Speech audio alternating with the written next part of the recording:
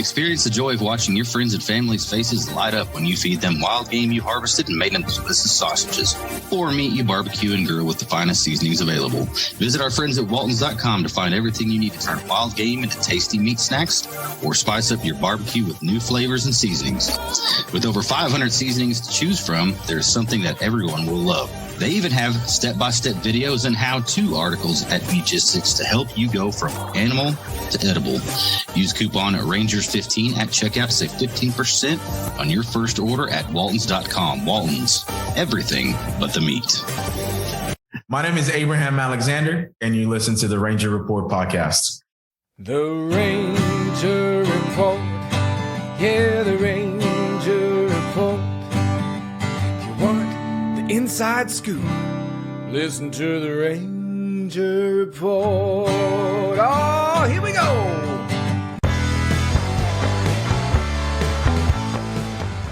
This is the Ranger Report podcast.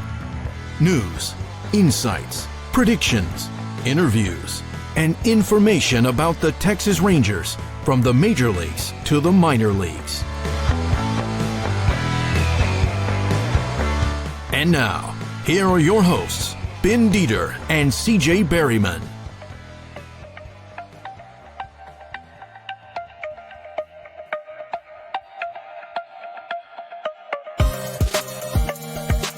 Welcome, everybody, to the Ranger Report podcast. I am Ben Dieter. Tonight, I am joined by Texas Rangers prospect Jordan Procyshen. Jordan, how are you doing tonight?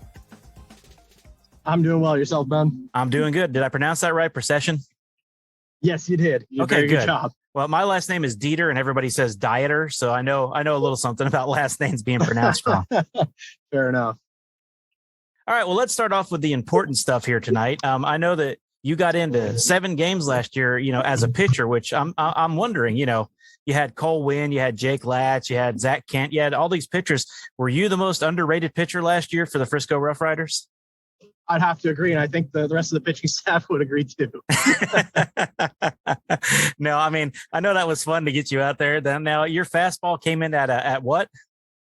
I was ranging between 40 to 60 miles an hour. Yeah, that's pretty good. Yeah, I remember watching. I watched a lot on the app, the MILB app, and then I came to a bunch of games too. But I mean, For you, that had to be a little bit fun, right, to get out there and pitch?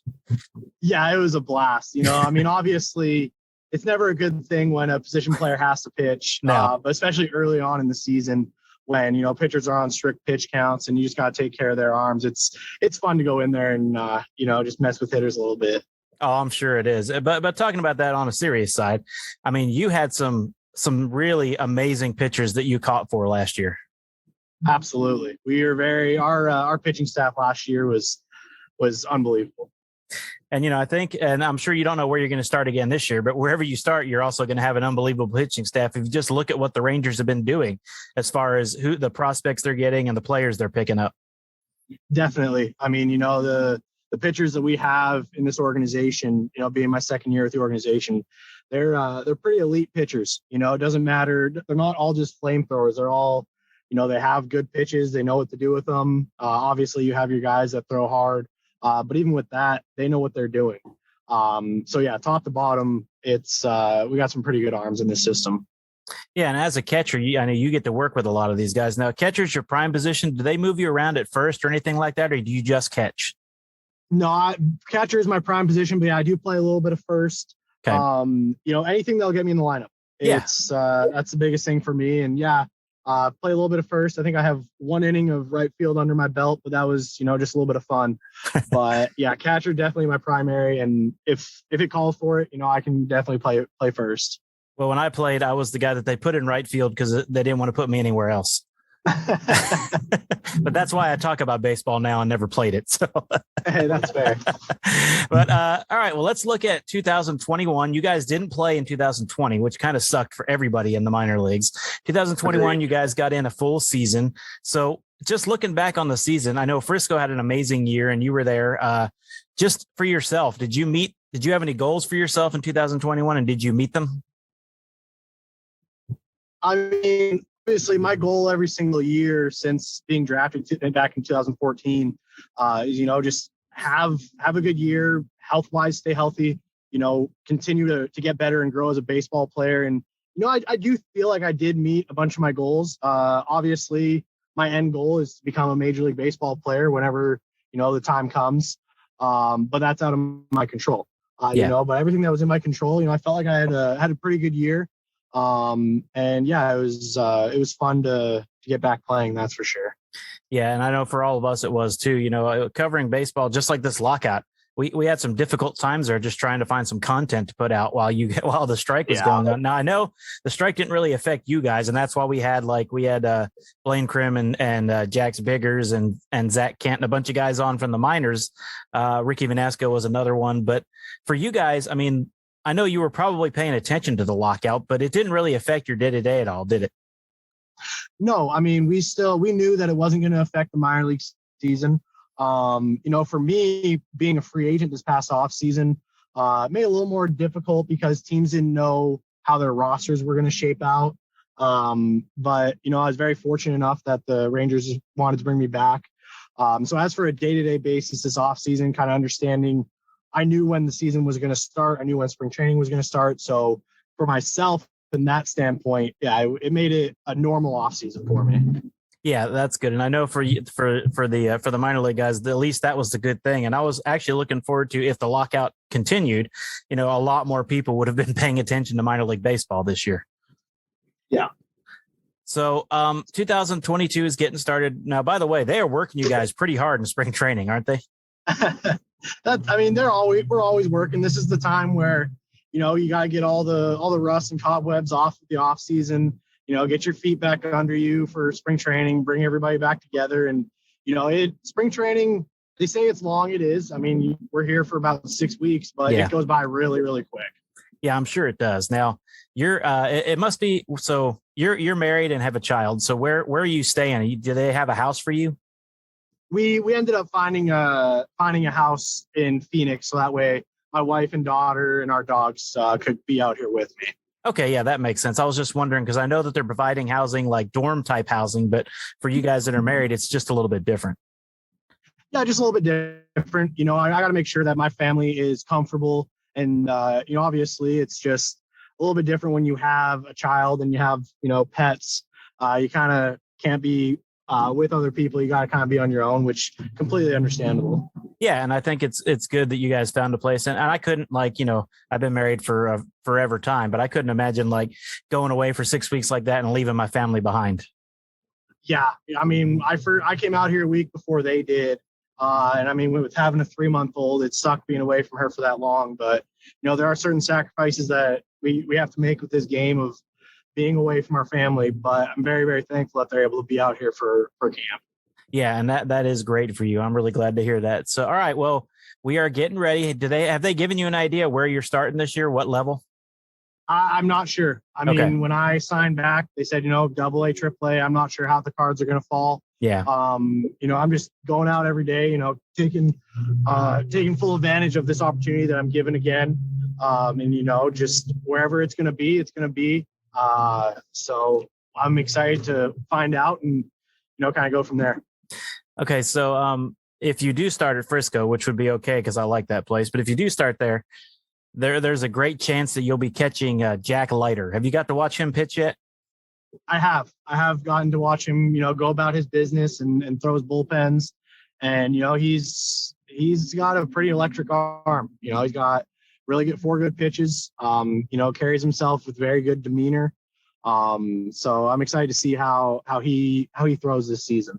Yeah, he's been, a lot of people, obviously when you're the number 2 pick overall, people are going to talk about you, but it's been cool to see him pitching. And I know it's been cool probably for you guys as well to see him in camp, but was there a pitcher that you liked catching the best last year?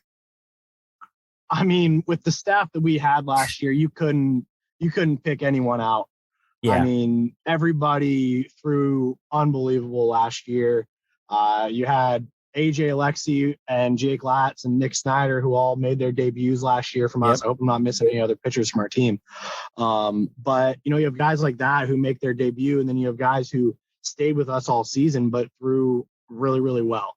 So, I can't just pick out one guy where it was, this is who I want to catch, or this was my best catch. It was throughout the entire year of the guys we had coming in, guys we had going out, it was a blast to catch that pitching staff. I can imagine that it was. Now at your level, I know at the minor level, do catchers call games quite as much as they do in the majors, or are the coaches calling the games? For the majority of the part, we're calling the games. Okay. Throughout all of pro ball, catchers are calling the games. You get with your pitcher before the game and kind of go over a game plan, and you understand what pitchers you have in the bullpen. You understand their game plan. There are times where, pitching coach will be like, hey, I want this or I want that. And, that's understandable because, they see things as well. But yeah, we're calling our own games as well. Okay, good. I thought you did. And I interviewed Brett Nicholas years ago, and I asked him that question, and he said that he also did the same thing. So I was just wondering if that was still the same that was like 2014. So yeah, still the same. You'll see us look over to the bench, but those are more for game running signs. Yeah. If they want us to pick or certain stuff like that. But no, we have our own game plan going in, and you just adjust accordingly. Yeah, I think that's cool. So, all right, let's look a little bit back for you before you got to the Rangers. Now, you were drafted by the Boston Red Sox, correct? Correct. And I saw it here, 2014. You said. Yep, 2014 is when I got drafted. Got drafted. All right, and you played college baseball. Where was that? NKU. So I was my junior year. I spent at NKU. Yeah. And then my freshman and sophomore, I spent at Northeastern Junior College in Colorado. So when did you kind of know that scouts were looking at you and you had a chance of getting drafted? It probably date back to high school.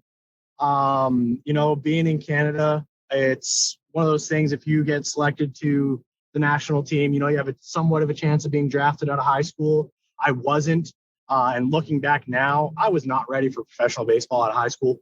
Some people are, and all the best to them, but I wasn't. Looking back at it.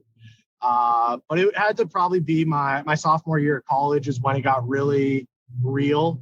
Okay. Thought I was going to get picked up that year. Didn't, which, was completely fine. And then it was, going into my junior spring, I kept in contact with a lot of teams, and, thankfully the Red Sox took a chance on me and selected me that year. So where were you, and how did you find out that you had been drafted?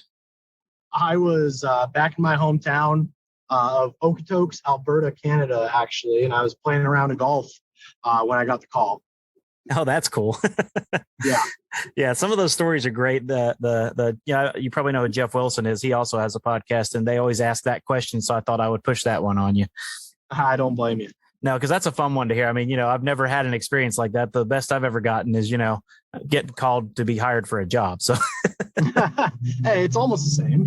It is almost the same, but you're getting a job offer. That is correct. Just different paths. That's all it is. Different careers. That's correct. So anyway, that's really cool. So what, you guys have a few weeks left and you're going to start the regular season. So in 2022, obviously you want to make the big leagues. You've got a lot of catchers in front of you right now, and they just picked up another one. Realistically, is your goal this year to make the majors, or do you not think about that? You just go out there and play as best you can.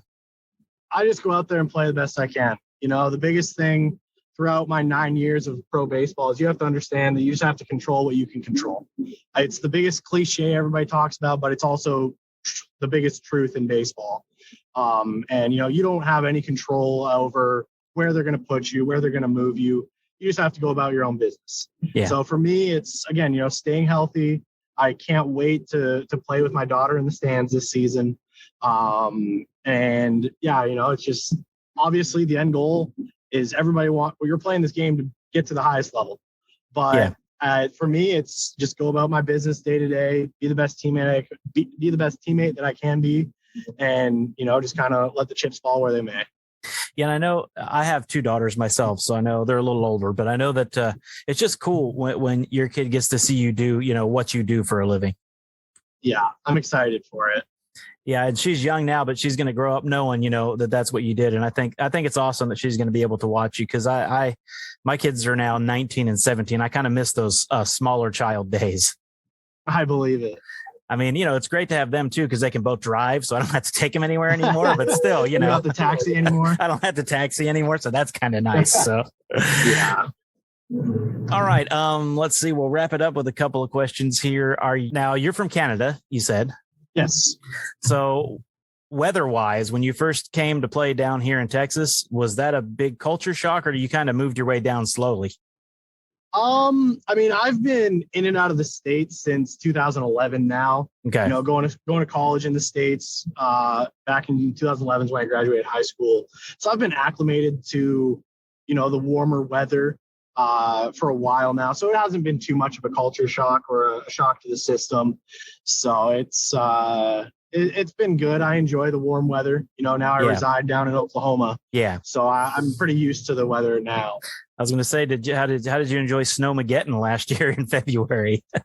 It's kind of funny how much everything just shuts down as soon as the snow is hitting, but they're just not prepared for it because it doesn't happen very much. No. So you just make sure that you and your family are safe and kind of go from there. Yeah, I was actually born in the Pennsylvania area, so I understand. Okay. I understand snow a little bit more than most Texan lifers do.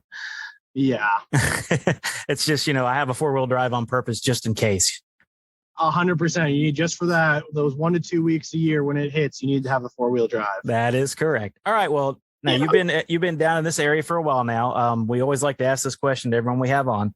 Have you eaten at Whataburger? I have. That's my wife's favorite place to eat. Oh, then now see, I like your wife even more now. So what is your go-to when you go to Whataburger? Oh my goodness. Probably just a bacon cheeseburger. Oh yeah. Yeah. Yeah. Gotta get spicy ketchup. Get the spicy ketchup with the fries. And most people we ask, they say the fries. Like we had Emily Jones on, she said the fries. We had Matt Hicks on, he said the fries. So, I thought if these people would say burgers, but they do have really, really good fries. I'm on a diet actually, so I can't eat their fries right now, which makes me sad. Right. Their Dr. Pepper shake is pretty good too. Yeah, that is as well. So, all right. Well, Jordan Procyshen, I really appreciate your time tonight. Thank you very much, Ben. Thanks for listening to the Ranger Report podcast. Find us on Twitter, Facebook, and at therangerreport.com.